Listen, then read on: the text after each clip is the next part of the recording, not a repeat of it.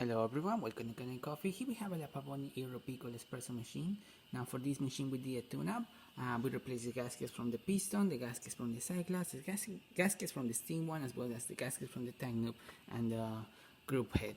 And yeah, we also polished the machine, make sure everything's running now nice and smooth. And yeah, so starting with the steamer, we're just gonna test it out, and as you can see, it's working perfectly fine, having really great steam coming out of the machine. And now we're gonna do a shot of espresso. Hopefully I pick up the right grind settings, otherwise you're gonna see drip coffee or coffee barely dripping.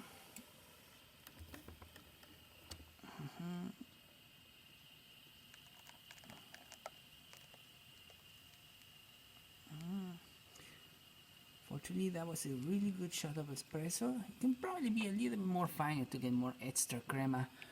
But yeah, almost a nice shot of espresso. So there you have it, La Pavoni Piccola working once again. So thank you for preparing Kanen Coffee. Please subscribe to our channel for more content like this every day. And thanks for watching.